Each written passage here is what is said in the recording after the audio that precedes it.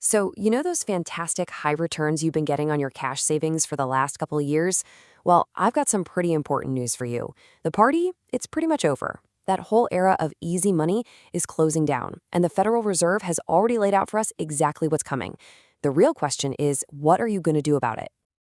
Okay, let's just dive right in. The analysis we're about to walk through, it's not based on guesswork or some guru's hot take. Nope, this is all based on the Federal Reserve's own public projections. They have literally handed us a roadmap for the near future, and believe me, smart money is paying very close attention. And this slide right here, this is the roadmap. Just look at this timeline. Right now, today, we're at the peak, a nice, comfortable 5.3%. But the drop-off is quick. By the middle of 2026, we're already down to 4%. By the end of that same year, 3.4%. And before you know it, we're settling in around 3.1%. This is not some gentle slope, folks. It's a rate cliff. So, what does that rate cliff actually mean for your wallet? It means this: a 40% drop in the earning power of your cash in just 18 months. Let that sink in. The money you thought was working so hard for you in that high yield account, it's about to get a massive pay cut. This brings us to a really crucial point. That feeling of security you get from just holding cash, it's about to become a liability. In this new world we're heading into, the biggest risk you can possibly take might just be doing nothing at all. Let's see what that looks like in real dollars and cents. Let's make this real. Imagine someone with, say, $480,000 in savings. Right now, at today's rates, that account is spinning off a very nice $24,480 a year in income. That's a solid return for what feels like zero risk, right? Okay, now let's jump in our time machine to 2027, using the Fed's own numbers. That exact same $480,000, it's now only earning about $14,880. You didn't do anything different, but the income that money generates, it's been absolutely gutted. This really illustrates the true cost. As financial advisor Sarah Thompson puts it in the source material, that safe strategy is now actively costing you almost $10,000 in lost income every single year. It's like this quiet, invisible tax you're paying just for inaction. Okay, enough with the problem. It's big, it's real, and it's definitely coming. So what's the solution? Let's get into the playbook and see how you can get ahead of this shift. We're going to look at 4 key strategies, all pulled directly from our source material.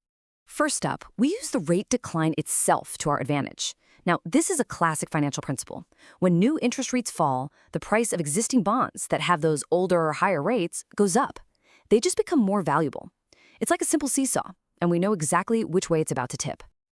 And here's what that looks like in the real world.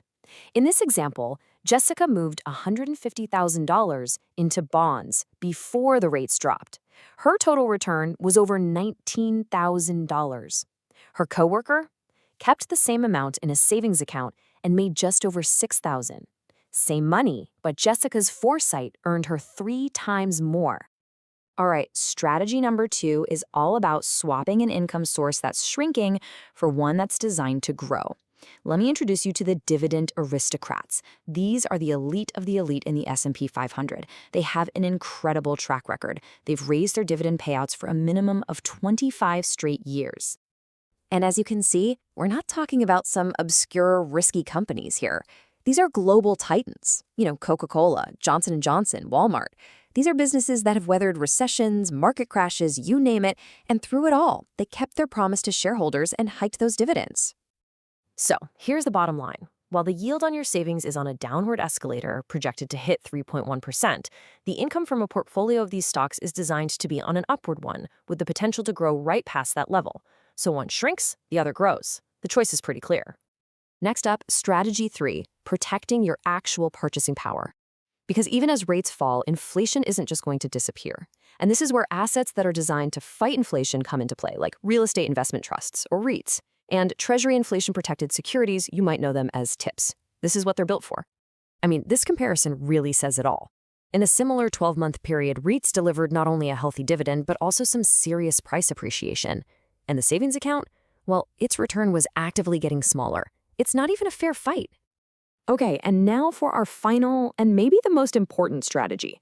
This is not, I repeat, not about a panicked rush to invest every single dollar you have. Cash is not the enemy here.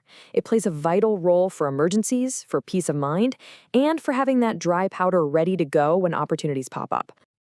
So, what's the right balance then? The research points to a guideline that looks something like this, an 80-20 split.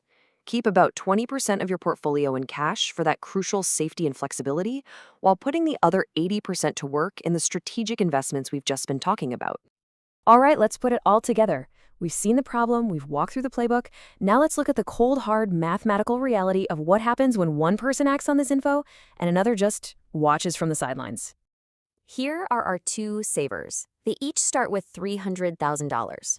Person A, we'll call them the safe saver, leaves it all parked in a high-yield savings account. But person B, the strategic investor, follows that 80-20 playbook we just laid out. And this is what person B's portfolio looks like. You can see this strategy right here in practice. That 20% cash cushion is there, providing safety. But that other 80% is thoughtfully diversified across assets that are positioned to do well as those interest rates start to fall. So, after 18 months, what was the difference? What's the final score? It all comes down to this one pretty staggering number. The strategic investor earned 205% more than the safe saver. Let's look at the final tally to see how that breaks down. The numbers really don't lie. The safe saver, person A, did okay. They earned a respectable $12,450. But person B, simply by acting strategically on public information, walked away with nearly $38,000. That's the same amount of money over the same time frame with a dramatically different result. And that really brings us to our conclusion. The key takeaway from all of this is simple. The Federal Reserve isn't trying to hide the ball. This isn't some secret memo that got leaked to Wall Street insiders. The future has been announced publicly. The choice of whether or not to listen is entirely yours. You know, in markets and in finance, the winners are usually just the people who act on public information before it becomes common knowledge. They see the writing on the wall and they reposition themselves for what's coming. So the only question left is the one right here on your screen. Will you?